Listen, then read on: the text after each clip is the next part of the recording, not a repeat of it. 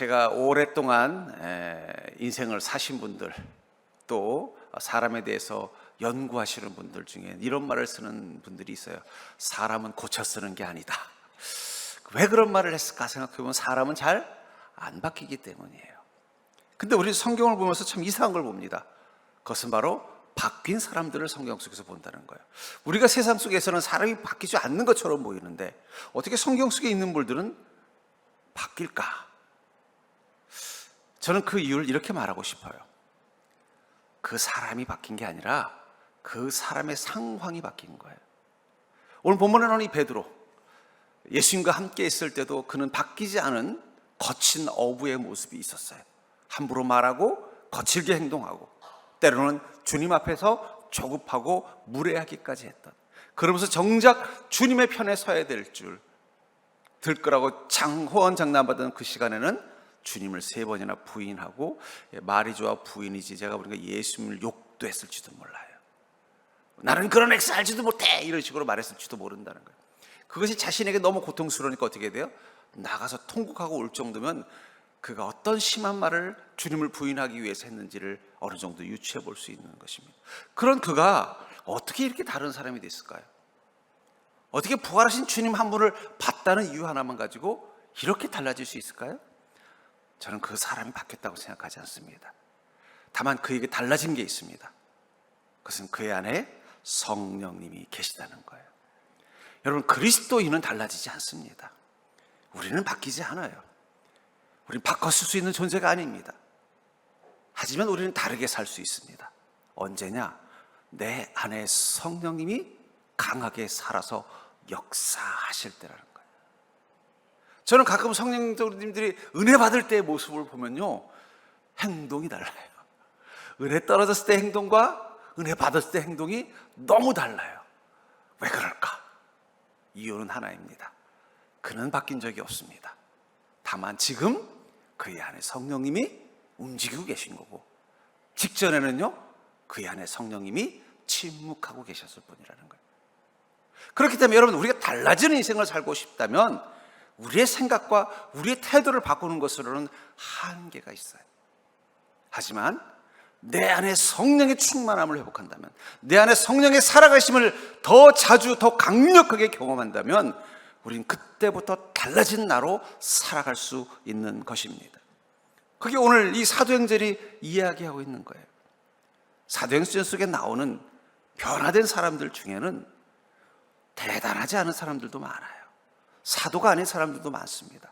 그럼에도 불구하고 그들이 바뀐 것은 그의 안에 성령님이 강력하게 그를 붙잡고 계시고 그의 인생을 성령님이 강하게 주도하고 있기 때문입니다. 오늘 본문의 베드로는 이 고넬료라는 백부장에게, 그 헬라인 백부장에게 복음을 전하고 그의 집에 거하고 그에게 침례를 베풉니다. 이 소식을 예루살렘 교인들이 듣고 깜짝 놀라는 거예요. 어떻게 할례 받지 않은 자를 구원받았다 말할 수 있고 우리 교회의 공동체로 삼을 수 있느냐? 그리고는 베드로가 오기만을 기다립니다. 그리고 베드로가 왔더니 아니나 다를까, 여기는 보면은 이 할례를 받은 자들이라고 말하지만 사실은 예루살렘 교인의 거의 대부분의 구성원들은 유대인이라고 봐도 무방할 것입니다. 그렇다면 거의 대부분 어떤 사람들이에요? 다 할례 받은 사람들. 어릴 때부터 유대 율법에 익숙했던 사람들. 유대 율법의 특징은 뭐예요? 오직 하나님은 유대인들만 구원한다는 거예요. 그래서 자기들을 누구라고 말해요? 선택받은 자. 근데 지금 이 이방인, 그것도 유대인들이 증오하는 로마의 군인을 자신들이 따르는 이 사도 베드로가 그의 집에 가서 함께 먹고 자고 복음을 전하고 그를 그리스도인으로서 구원받게 했다는 이 사건들이 도저히 받아들여지지 않는 것입니다. 근데 그때 베드로는 무엇을 말합니까? 자신이 왜 그렇게 했는지를 말하지 않았다는 거예요. 자기 안에 계신 성령님이 무엇을 하셨는지를 이야기한 것입니다. 그 이야기를 듣고 예루살렘 교인들은 뭐라고 말해요? 하나님의 구원이 이방인 가운데도 임했군요. 저는 이 베드로의 달라진 이 모습, 이 당당한 모습, 그 바뀐 모습의 근원 속에는 바로 그가 아니라 그의 안에 계신 성령님이 강력하게 그를 붙잡고 계시기 때문이라고 믿습니다. 그렇다면 여러분들, 우리는 어떻게 해야 우리 인생을 바꿀 수 있고, 어떻게 해야 우리 인생을 다르게 살 수 있고, 어떻게 살아야 우리가 그리스도인다운 삶을 살 수 있어요? 방법은 단 하나입니다. 그것은 우리가 다시 한번 성령님이 강력하게 나를 주장하실 수 있도록 성령의 충만함 속에 나를 맡기는 믿음으로 사는 것입니다. 결국은 사도행전이 강조하고 있는 건 뭐예요? 너희는 성령 충만하라. 그러면 달라질 수 있다. 성령 충만하라. 그러면 하나님의 권능이 무엇인지를 알 수 있다. 성령 충만하라. 그럼 너의 길이 바뀔 것이다 라고 말하고 있다는 것입니다. 그렇다면 내가 아니라 성령께서 강력하게 임하심을 경험하려면 우리는 어떤 믿음을 가지고 주님을 만나야 되겠냐는 거예요.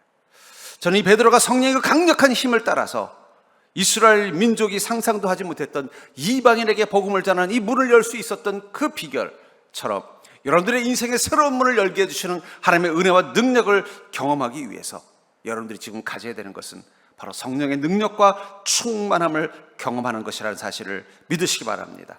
그렇다면 우리가 성령께서 강력하게 내게 임하심을 경험하려면 먼저 어떤 것을 해야 되느냐? 바로 성령께서 가라 명령하시는 시간을 살아야 된다는 거예요. 성령께서 가라 명령하시는 시간을 살아야만 우리는 성령의 강력하게 역사하심을 삶 속에서 경험할 수 있게 된다고 말하고 있습니다. 12절을 보니까 성령이 내게 명하여 아무 의심하지 말고 함께 가라 하시매 베드로도 할례를 받은 자요 오랫동안 유대인으로 살았기 때문에 그가 할례 받지 않은 이방인의 집에 가서 음식을 먹고 그에게 복음을 전해서 그를 구원한다는 것을 한 번도 제대로 상상해 본 적이 없습니다. 그런데 성령이 뭐라고 말씀하세요? 아무 의심 말고 가라. 그것도 혼자 가라고 하는 게 아니라 같은 이 할례 받은 그리스도인들 6 형제를 데리고 가라 그런 거예요. 가면서 아마 그 6명의 일행도 그랬을 거예요. 아, 사도 베드로님 이거 이래도 됩니까? 이거 예루살렘 교회인들이 알면 난리 날 텐데 차라리 그냥 바깥에서 어디 회당으로 잠깐 오라 그래서 거기서 복음 전하시는 거에 낫지 않겠어요? 아, 무슨 소리냐? 성령님이 그의 집에 가서 머물면서 복음을 전하라고, 그뿐만 아니라 그의 가족들을 구원하라고 하는데 우린 가야 합니다. 성령님이 말씀하셨어요. 아무 의심하지 말고 가라. 여러분, 우리 그리스도인의 일상 매일매일 우리에게는 할 일이 있습니다. 이 땅에 인간들이 다 불평등하지만 공평한 게 딱 하나 있대요. 그것은 하루가 24시간이라는 것입니다. 바쁜 사람도 게으른 사람도 부자도 가난한 사람도 다 24시간밖에 없습니다. 근데 그 24시간 여러분들은 누구의 뜻을 따라 사세요? 여러분들 대로 사세요? 직장 다니는 사람들은 직장 상사의 뜻대로 그 시간들을 일할 것입니다. 그렇죠? 내가 하고 싶은 걸 하는 게 아니라 부장님이 불러서 아유 박사원 이것 좀 해봐. 그럼 그날은 뭘 해야 되는 거예요? 그 뜻을 따라서 자기의 시간을 써야 되는 거예요. 집에서는요, 누구의 뜻을 따라 사세요? 그것은 가족들의 뜻을 따라 삽니다. 그렇죠? 나는 쉬고 싶어도 가족들이 나가자 그러면 나가야 되는 거예요. 그런 의미에서 여러분, 우리의 시간들은 내 뜻 따라 사는 시간보다 남의 뜻을 따라 사는 시간이 더 많을지도 몰라요. 그래서 우리가 자꾸 왜 나는 내 인생이 없어 그러는 건지도 모르겠어요. 근데 중요한 건 우리는 사람들의 뜻을 따라서는 우리의 시간을 쓰면서 왜 성령님의 뜻을 따라서 성령의 음성을 따라서 매일매일 살아보려는 시도를 안 하십니까? 직장에서는 당연히 상사의 말을 듣고 상사의 뜻을 따라 일을 하는 게 당연하다고 생각하고, 가정 내에서는요, 가족들의 의견을 듣고 거기서 함께 맞춰서 사는 게 당연하다고 생각하면서 왜 내 안에 계신 성령님과는 매일매일 그분의 음성과 뜻을 따라 살아야 된다는 생각을 안 하고 사십니까? 오히려 성령님이 내 뜻을 알아주시고 내 뜻을 따라 내게 행해 주시기를 기대하는 마음밖에 없다는 거예요. 베드로는 어떤 사람이에요? 그는 주님의 음성을 듣고 주님의 뜻을 따라 사는 법을 예수 그리스도를 3년간 따라다니면서 배운 자입니다. 그리고 예수 그리스도의 영이신 성령님이 그의 안에서 계속 말씀하심을 따라 행동하는 거예요. 고민이 될 때도 야 걱정하지 말고 가라 그러면 갈 수 있는 자라는 거예요. 왜냐하면 누구의 뜻을 따라서요? 성령의 뜻을 따라서요. 우리 안에 계신 성령님은요, 우리에게 다른 일을 명령하지 않습니다. 여전히 우리는 직장에 가야 되고 여전히 우리는 가족들과 함께 해야 됩니다. 하지만 그곳에서 다른 목적을 갖도록 명령하신다는 거예요. 요셉이 보디발 장군 집에서 형통했던 것은 무엇 때문입니까? 그가 성공한 노예가 되기 위해서가 아니라는 거예요. 아이고 어차피 노예가 됐는데 그래도 여기서 내가 총무 정도는 해봐야지. 다른 노예들을 좀 부릴 수 있는, 보니까는 노예들은 다 힘들지만 그래도 총무쯤 되면 그래도 이 보디발 장군이 집도 하나, 방도 하나, 따로 독실도 주고, 보니까 또 좋은 또 약간 배려도 해서 뭐 결혼도 할 수 있도록 해주고, 또 보니까 좀 월급도 조금씩 줘서 나중에 시간이 되면 내가 자유의 몸이 될 수 있도록 스스로 저축도 있게 해주는구나. 이왕 그럴 거면 내가 그런 자리 가야지. 그것을 위해서 하나님이 그와 함께 계셨던 것이 아니라는 것입니다. 무엇을 위해서 하나님은 요셉과 함께 했어요? 하나님의 목적. 이 7년의 대기근 속에서 수많은 민족들이 멸망할 수밖에 없는, 여러분들, 전에는 제가 7년 대기근이 뭐 그렇게 대단한 건가 라는 걸 느꼈는데 요즘 기후를 보니까 절절히 느끼겠어요. 하나님은 그 목적을 위해서 지금 보디발 장군 집에 노예로 살고 있는 요셉을 형통하게 만들어준 거예요. 요셉이 그곳에서 편하게 생활하게 하기 위해서, 그곳에서 보디발 장군에게 인정받게 하기 위해서, 그곳에서 노예이지만 노예 중에는 좀 그래도 살만한 인생을 살게 하기 위해서 하나님이 형통을 주신 게 아닙니다. 하나님의 뜻을 위해서, 하나님의 계획을 위해서. 그 첫 번째 형통이 뭐예요? 요셉이 노예 생활을 잘하게 하는 거예요. 보디발 장군에게 인정받는 노예가 되게 하는 거예요. 다른 노예들보다 높아지게 하는 것입니다. 하나님은 다른 일을 명령하는 게 아니라 같은 세상의 일이지만 다른 목적이 있음을 알게 한다는 거예요. 그래서 하나님의 음성을 들어야만 우리는 직장 생활을 하면서도 하나님의 목적을 알아야 그곳에서 형통을 경험하는 거예요. 여러분들, 우리가 처한 환경이 있습니다. 근데 거기서 우리가 늘 질문을 던져야 되는 게 있어요. 그것은 뭐냐면, 나를 이곳에 있게 하신 하나님의 목적이 무엇인가를 고민해 보세요. 그 질문을 던지는 건 정말 중요합니다. 왜냐하면 이 질문을 던지고 하나님의 음성에 귀를 기울이면 그때부터 내가 무엇을 하는 게 형통인지 보여요. 계속해서 그 요셉을 향해서 이렇게 말하지 않습니까? 창세기 39장 2절부터 3절에 보니까 여호와께서 요셉과 함께 하심으로 그가 형통한 자가 되어 그의 주인 애굽 사람의 집에 있으니 그의 주인이 여호와께서 그와 함께 하심을 보며 또 여호와께서 그에게 그의 범사에 형통하게 하심을 보았더라. 왜 하나님은 요셉에게 이런 복을 주셨습니까? 이런 복을 주시려면 진작에 주시지. 보디발 장군 집의 노예가 아니라 야곱의 12아들 중에 한 명으로 있게 했을 때 형통을 주셨으면 형님들도 찍소리 못했을 거 아니에요.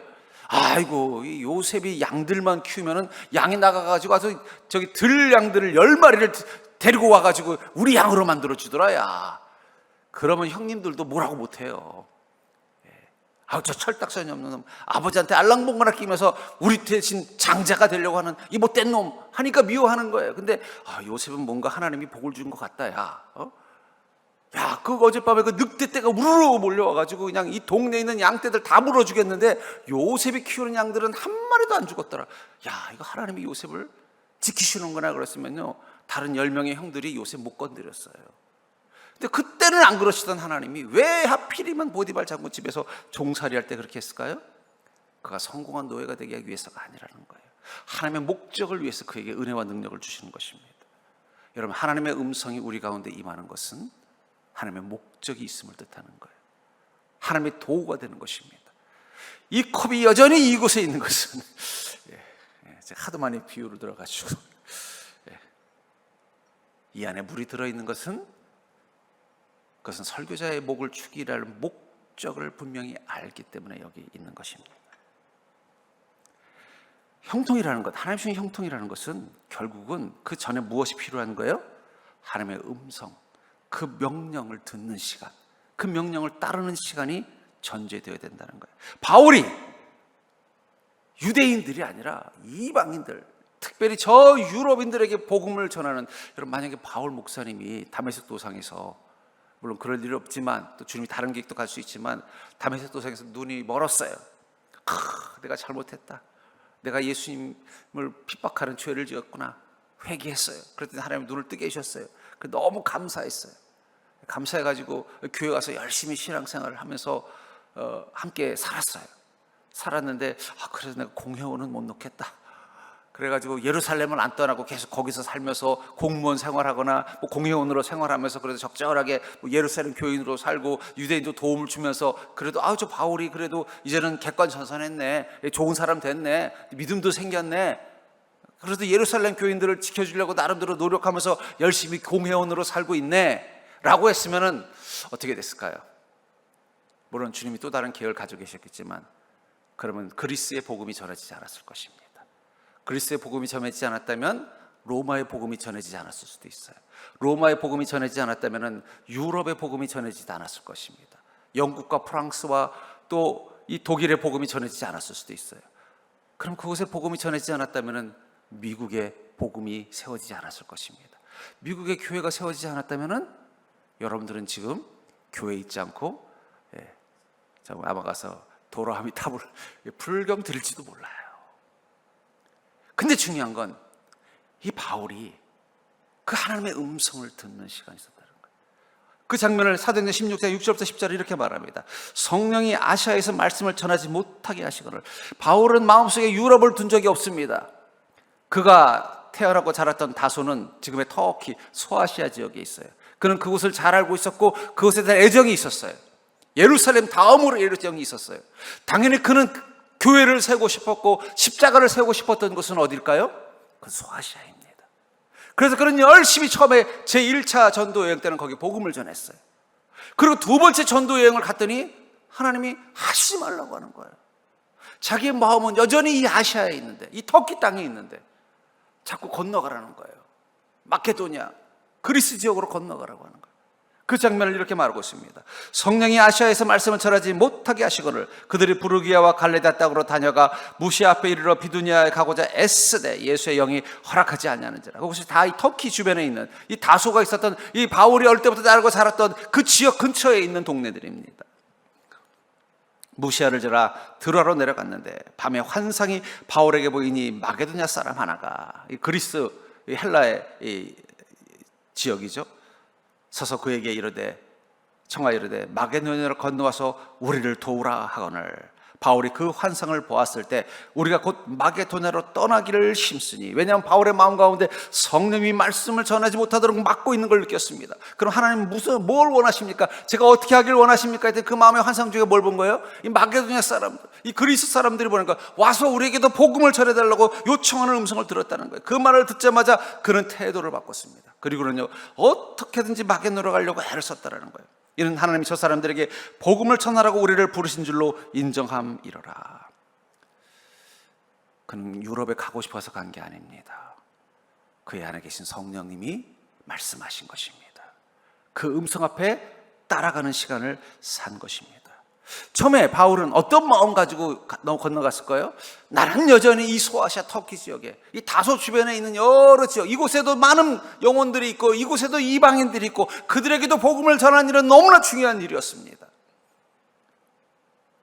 그런데 성령님께서 저 마게도냐 건너가서 복음을 전하러 가니까 그럼 이번에 갔다 오지 뭐, 엄청난 걸 기대하면서 간 게 아니라는 거예요.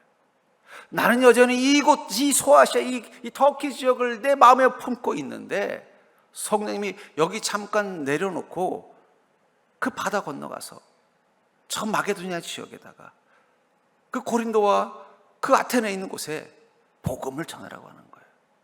거기는 이 이방 신상에 대한 숭배가 더 강력한 나라예요. 그리스 신화가 만들어진 동네이기 때문에 우상이 더 강력한 나라는 거예요. 큰 기대를 하고 갔을까요? 성령님이 가라고 하시니까 나의 시간은 주님의 명령 앞에 순종하는 걸로 채우기 위해서 간 거예요. 여러분들, 성령님의 작은 명령, 마치 한 톨의 모래알 같은 명령이 우리 인생에는 거대한 운석이라는 사실을 기억하시기 바랍니다. 그러니까 성령님이 야, 너 이거 순종하면 너는 인생 달라져, 이렇게 말씀하시면서 명령한 걸 저는 한 번도 본 적이 없어요. 그럼 어떻게 해요? 갈등하게 만들어요. 아니 성령님, 그건 제가 안 해도 될 것 같은데요. 아니 성령님, 뭐 그거 꼭 제가 해야만 뭐 대단한 일이 일어날 것도 아닌 것 같은데 꼭 저를 그것을 위해서 쓰셔야 되겠습니까? 꼭 그것을 저에게 명령하셔야 되겠습니까? 저보다 다른 사람도 있는데요.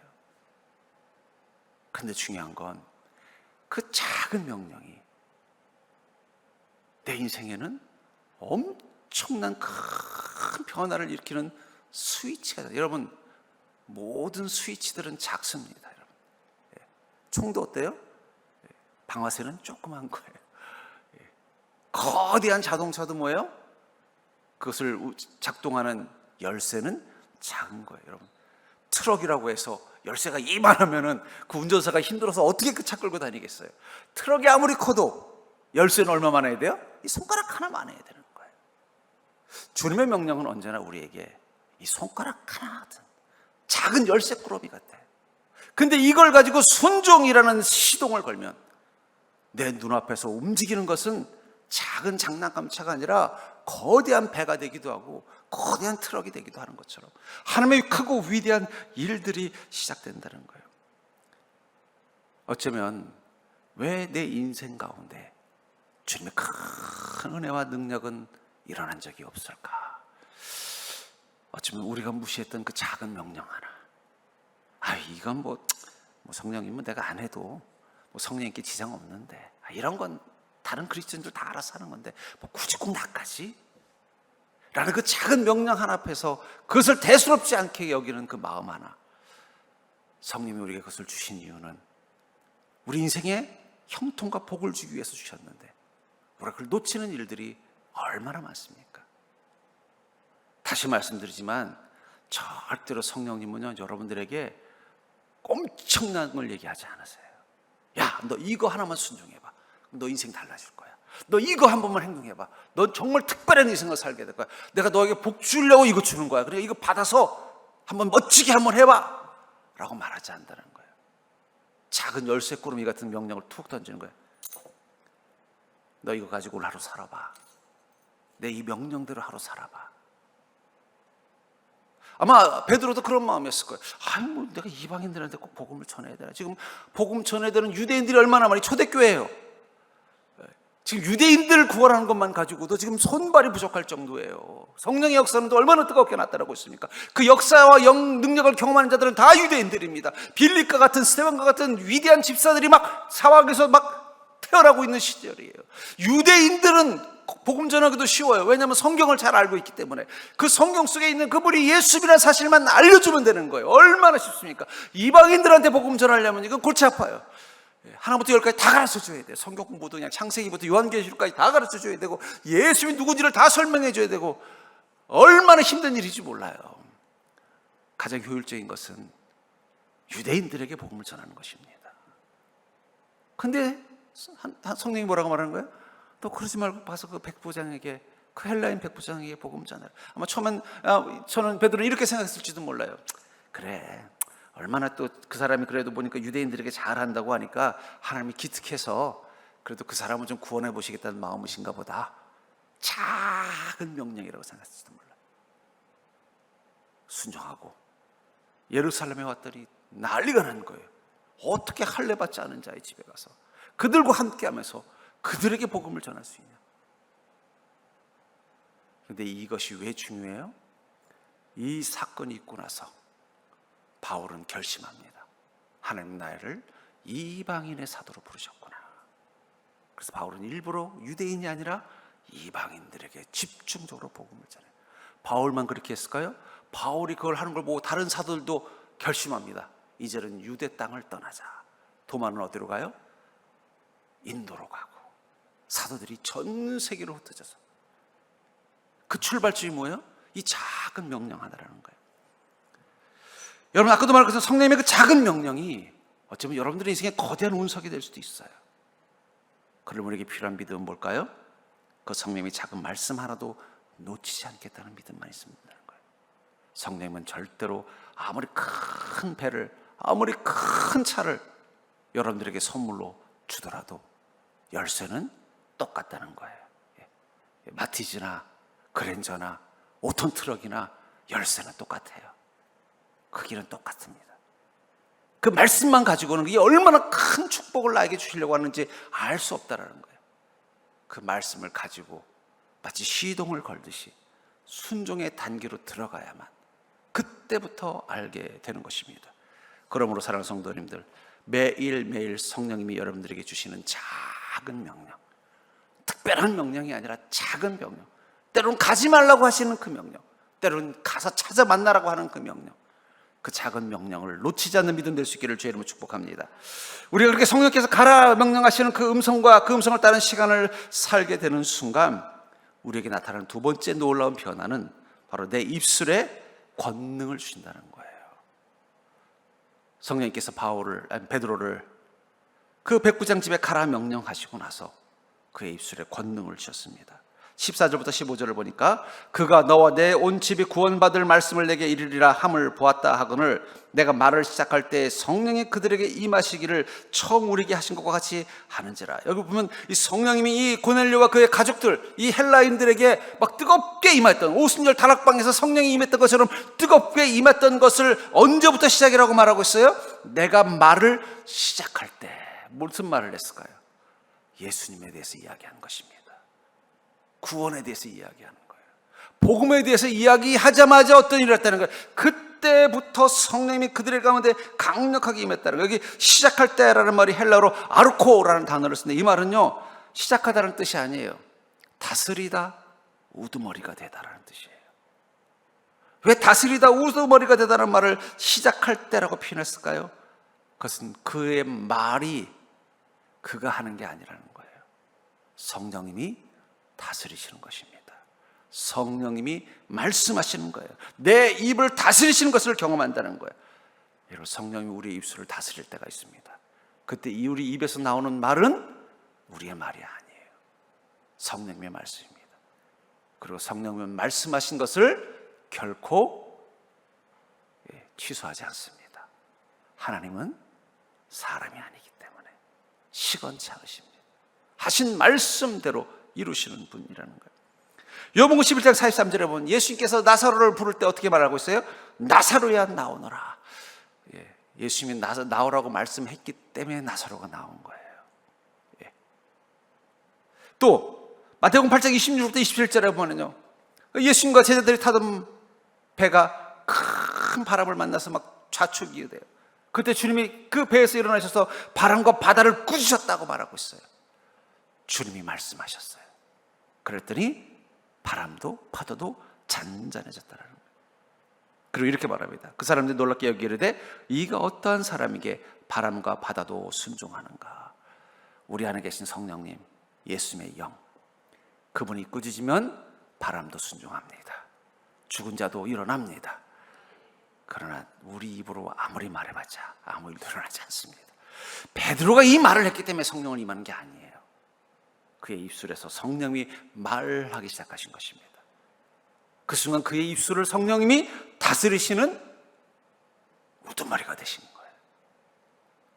그 말이 한 구절 한 구절이 그 고넬료의 마음 가운데 임하자 고넬료는 예수님의 제자 베드로 앞에 선 자가 아니라 예수 그리스도 앞에 선 자가 되는 거예요. 그 순간 그들은 변화되는 것입니다. 성령의 사람이라는 건 결국 어떤 사람이에요? 하나님께서 육체로 쓰시는 존재라는 거예요. 하나님 우리 육체를 쓰시는 게 바로 성령의 사람입니다. 그래서 우리의 손으로 행하시고 우리의 발로 가시고 우리의 입으로 말씀하세요. 빌립에게 복음을 전하고 싶으셔서, 에디오피아 네시아에게 복음을 전하고 싶으셔서 성령님은 빌립의 몸을 빌립니다. 그리고 뭐라 그래요? 너는 빨리 광야로 가라. 또 가서 너는 내가 지시한 이 말을 전하라. 그게 바로 성령의 사람이에요. 여러분들 안에 계신 성령님은 여러분들의 육체를 쓰기를 원하십니다. 여러분들의 손과 발을 쓰기를 원하시고 여러분들의 두 다리를 쓰기를 원하시고 여러분들의 입술을 쓰기를 원하십니다. 손과 발까지는 순종이 되는데 입술이 제일 순종이 안 되나요? 사실 입술이 더 먼저 순종되어야 돼요. 여러분, 기도한다는 게 뭐예요? 전 기도를 두 가지로 나눕니다. 하나는 기도는 우리 안에 계신 성령님 앞에 서는 것입니다. 마치 문 밖에서 문 안에 계신 손님을 향해 말을 거는 것처럼, 성령님, 제가 지금 이런 문제가 있는데 성령님 도와주시옵소서. 그럼 듣고 성령님 어떻게 하세요? 응답하십니다. 그건 우리의 기도입니다. 근데 또 하나의 기도가 있습니다. 그것은 성령님, 내 안에 계신 성령님이 내 입술을 열어서 말씀하시는 거예요. 저는 제가 이렇게 기도를 해줄 때 어쩔 때는 이 첫 번째 기도, 내 안에 있는 갈급함을 내가 입술을 열어 고백할 때가 있어요. 하나님, 이 성도님 지금 아픕니다. 그 병을 낫게 해주십시오. 치료해 주십시오. 근데 어떨 때는 성령님이 제 입술을 통해 말할 때가 있어요. 너는 그 병과 싸워 이기리라. 그건 제가 말하는 게 아니에요.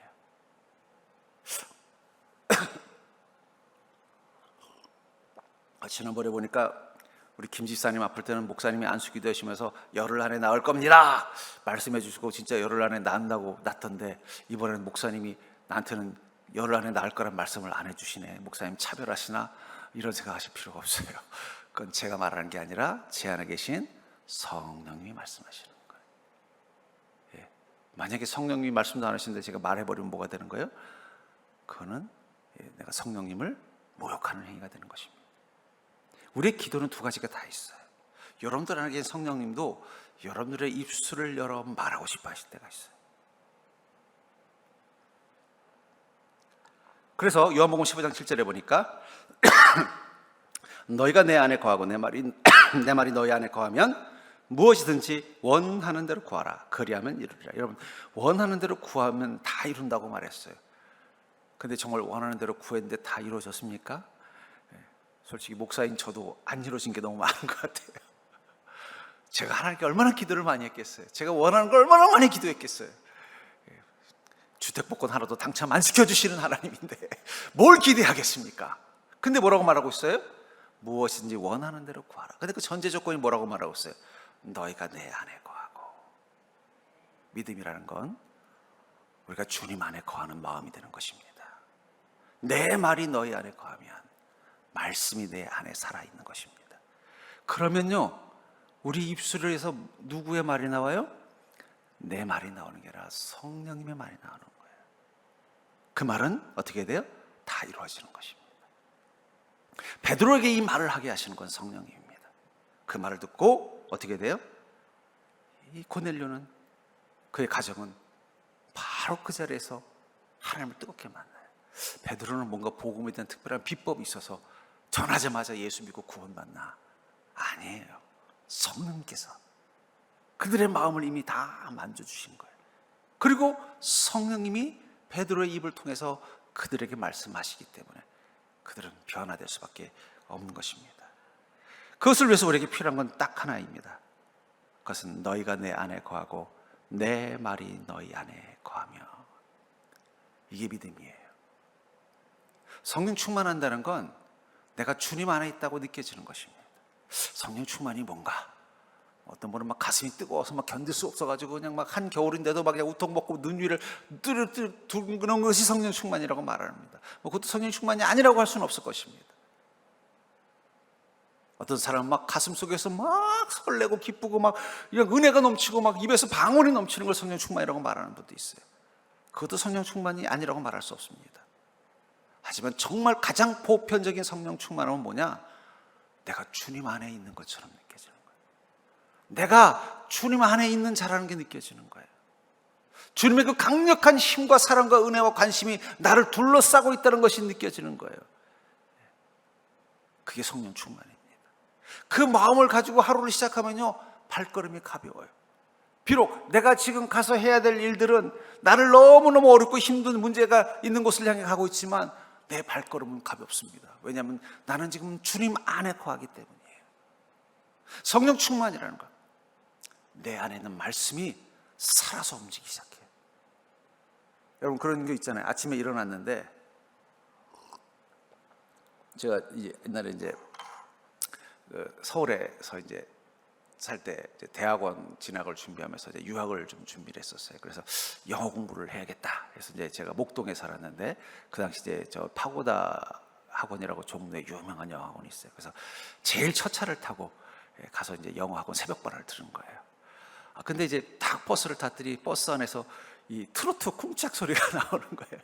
그래서 그 소리를 한 40분 듣고 갔는데 계속 하루 종일 제 입에서 그 트로트가 나와가지고 내가 왜 이러나, 내가 트로트를 좋아하는 것도 아닌데 떠나질 않더라고요. 자꾸 입에서 나도 모르게 화장실에 있으면서 그 트로트를 하고 있는 거예요. 그래서 내가 왜 이러지? 이유는 딱 하나예요. 그날 버스에서 처음 들은 음악이 뭐예요? 그 트로트이기 때문이라는 거예요. 여러분들 안에 주님의 말씀이 거하면요, 입에서 뭐가 나올까요? 주님의 말씀이 나와요. 그래서 여러분, 우리의 말, 그리스도인은 말이 중요합니다. 왜냐하면 내 말 속에 내가 지금 어떤 상태라는 증거가 있기 때문이에요. 내가 입술을 열어 주님을 찬양하고 내 입에서 나오는 것이 다 하나님의 말씀과 관련된 것이며, 내가 이 말을 통해 사람들과 관계를 맺을 때 그 속에 복음과 진리가 담겨져 있다면 우린 성령 충만한 거예요. 이미 내 안에 성령이 임하신 것입니다. 마치 카세트 테이프가 틀어진 것처럼 내 머릿속에, 기억 속에 있는 카세트 테이프가 틀어지는데, 거기다가 뭐 요즘은 그런 게 없습니다. 제가 어릴 때만 해도 이 라디오를 들으면서 음악을, 이종환의 밤의 디스크쇼 하면은요, 밥에서 이렇게 라디오, 뭐 젊은 우리 하은이는 모를 거예요. 이런 요만한 테이프 있습니다. 그걸 또 녹음을 해요. 또 좋은 노래만 모아서 녹음을 해가지고 또 듣고 하는 것처럼 우리 마음에도 카세트 테이프가 있다는 거예요.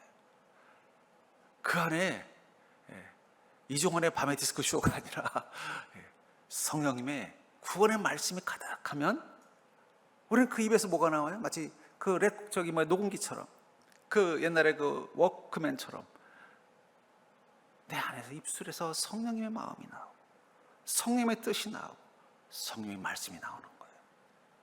그 성령 충만함을 경험하는 것입니다. 전 그렇기 때문에 여러분들, 성령이 강력하게 내게 임하실 때 우리가 경험하는 것은 바로 말씀과 믿음으로 사로잡힌 우리의 입을 발견한다는 거예요. 16절부터 18절에 보니까, 내가 주의 말씀에 요한은 물로 침례를 베풀었으나 너희는 성령으로 침례를 받으리라 하신 것이 생각나노라. 처음엔 이 고넬료에게 복음을 가라고 하니까, 고넬료 그 이방인에게 내가 뭘 해야 되나, 성님이 가라고 하니까 가긴 가는데, 뭐 성령님께서 그래도 뭐 고넬료가 유대인들에게 잘 한다니까 또 유대인들한테 괜히 또 유대인들을 싫어하면 안 되니까. 왜냐하면 백부장이라는, 그 당시 로마의 백부장이라는 건 이 유대 사회에서는 강력한 힘을 가지고 있는 겁니다. 우리 집은 저 미팔군 사령관 같은 사람이에요. 그 사람한테 밑보이면 아주 골치 아픈 거예요. 근데 유대인들에게 잘해주니까 유대인들도 와서 부탁을 하는 것 같으니까, 그럼 나도 가서 좀 유대인들에게 잘 베풀 수 있도록 가서 좀 잘 좀 뭐 맞춰주자. 그를 구원할 생각하고 간 것이 아니에요. 성령의 명령을 듣고 가서 그냥 뭐 하룻밤 자고 그 사람들하고 예수님에 대해서 좀 전하고 오자. 그리고 가서 복음에 대해서 탁 말하려고 하는데 무슨 생각이 났다고 말하고 있어요? 주의 말씀에 요한은 물로 침례를 베풀었으나 너희는 성령으로 침례를 받으라 하신 것이 생각나노라. 갑자기 그 생각이 났다는 거예요. 그런즉 하나님이 우리가 주 예수 그리스도를 믿을 때 주신 것과 같은 선물을 그들에게도 주셨으니 내가 누구에게 하나님을 능히 맡겠느냐 하더라. 이 예루살렘 교회로 왔더니 아니나 다를까 지금 이 헬라파 유대인들, 그리스도인들이 그냥 다들 난리가 난 거예요. 아니 어떻게 베드로가, 그것도 우리 이 사도들을 대표하는 이 수석 사도가 예루살렘 교회 담임 목사, 초대 담임 목사가 어떻게 이런 일을 할 수가 있어요? 막 난리가 난 거예요. 아니면 아까도 말한 것처럼 예루살렘 교인들은 거의 대부분 유대인이었고 다 할례를 받은 사람들입니다. 그들 오랫동안 유대인으로 선민의식을 가지고 있었기 때문에 유대인 말고는 구원받지 않을 거라는 잘못된 신념을 믿음처럼 가진 자들이, 베드로가 유대인들이 혐오하는 로마의 군인, 그것도 그 로마의 군인의 집에서 먹고 그들에게 복음을 전했다는 이 사실이 너무나 충격이 돼서 베드로가 오기만 해봐라 하면서 막. 근데 그때 베드로가 뭐라고 말해요?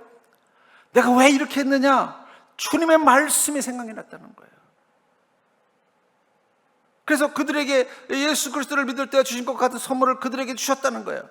근데 그들의 복음을 전해서 그들이 성령 받는 걸 보니까 그때서 주님의 말씀이 생각이 났다는 거예요. 내가 누구에게 하나님을 능히 맡겠느냐 하더라. 근데 더 놀라운 게 있습니다. 그 전까지만 해도 베드로에게 막 실망했다고 막 웅성웅성대던 이 예루살렘 교인들이 18절에 뭐라고 하고 있어요? 그들이 이 말을 듣고 잠잠하여. 베드로가 이렇게 언변이 탁월했습니까? 저도 이거 좀 배웠으면 그냥 성도들이 좀 시끌시끌할 때마다 이 한마디 말하면 다 잠잠해질 수 있으면 대한민국에 있는 교회들이 다 조용할 거예요. 그것은 베드로가 한 말이 아니에요. 베드로의 입을 주님이 말씀하신 것입니다. 베드로는 예루살렘 교인들을 설득할 만한 능력이 있지 않아요. 그의 생각과 능력을 그대로 말했다면 그들은 설득되지 않았을 것입니다. 왜냐하면 베드로보다 더 골수 유대인이었고 베드로보다 더 성경을 많이 아는 바리새인들도 있었을 것입니다. 그들을 자신이 가지고 있는 성경적인 지식과 자신이 가지고 있는 어떤 경험과 생각을 가지고 그들을 설득하려고 했다면 온전히 설득되지 않았을 거예요.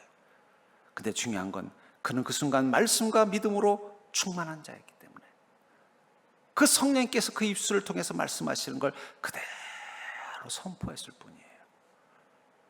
여러분들의 생각을 입으로 말해서는 세상도 사람도 바꿀 수 없습니다. 여러분들이 가지고 있는 능력과 경험을 가지고 사람들을 대한다면 그들을 바꿀 수 없습니다. 여러분들이 바꾸고 싶은 사람들 있죠? 가족들 혹은 같은 직장의 사람들, 그들을 여러분들의 생각과 능력으로 바꾸려고 하면은요, 그건 쉽지 않을 것입니다. 하지만 말씀과 믿음으로 베드로처럼 주님의 입이 되어 말할 수 있게 된다면, 그렇다고 해서 너무 이렇게 노골적으로 신앙적인 게 아니라 그 말 한마디 한마디가 뭔가 저 사람은 배움의 크기나 그 배경이나 그렇게 아주 탁월한 사람도 아니고 뭔가 대단한 걸 아는 사람은 아니지만 그냥 그 평범한 말 한마디가 울림을 주는 사람들이 있어요. 아유, 우리 김 대리님 어떻게 오늘 표정이 별로 안 좋으신데? 뭐 힘든 일 있어요? 아이고, 힘들 때 내가 생각나서 뭐 이렇게 했어요. 그럼 그걸 딱 받으면서 그 사람은 저 사람은 어떻게 내 마음을 읽고 나에게 이렇게 했을까? 그 사람이 했다면 그건 대단한 게 아닐 거예요. 성령님이 그 마음을 주셨다면 그 변화가 일어나는 것입니다. 그러니까 여러분, 우리가 말씀과 믿음으로 사로잡힌 입으로 살면 그때부터 우리는 변화를 경험하는 거예요. 우리가 만난 사람들이 변화가 되고 내가 머무는 것이 변화가 되는 것은 바로 성령님의 그 말씀과 믿음이 내 안에 나를 충만하게 사로잡아서 내 입술에서 나오는 것입니다.